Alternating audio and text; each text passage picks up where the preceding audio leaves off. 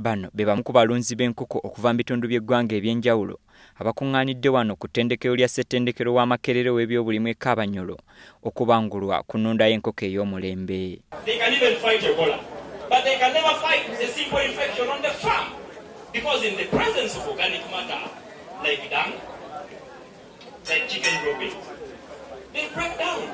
Ebimu ku biyigiriziddwa mu musomo guno y'engeri ebika by'enkoko gye birina okuliisibwamu ko n'omugaso oguli mu kukuuma ebiwandiiko bya buli kikolebwa ku nkoko.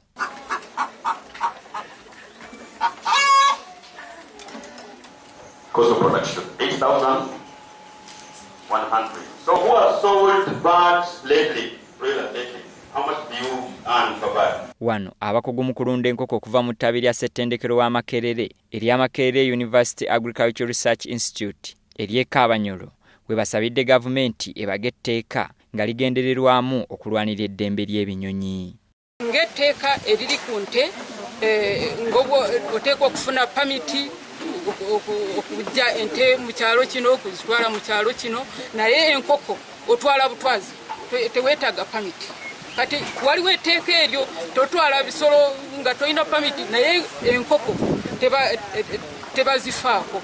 Kati bw'otwala enkoko bw'otyo ekyo kivaamu obulwadde okusaasaanya kuva mu kyalo kino okugenda eri, ate oluusi n'abalimi nabo banyigirizibwa. Kyalisiima agamba nti waliwo etteeka eryabagibwa mu 1958 erya Veterinary Surgeons Act nga liziyiza abeerimbika mu kujjanjaba ebisolo ko n'okukola emmere yaazo nga tebalina lukusa, n'amateeka amalala agabagiddwa kyokka nga tegateekebwa mu nkola. Tewali etteeka erigamba bw'okola mmere ki, mulimu birunga ki.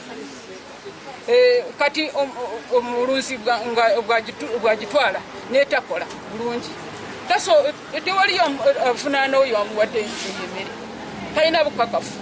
Kati bwe tuba tulina etteeka awo omulunzi ayinza okuba gavumenti eyinza okuyamba omulunzi n'afuna emmere y'enkoko entuufu. Bo abalunzi abeetabye mu musomo guno baganyuddwa bya nsusso.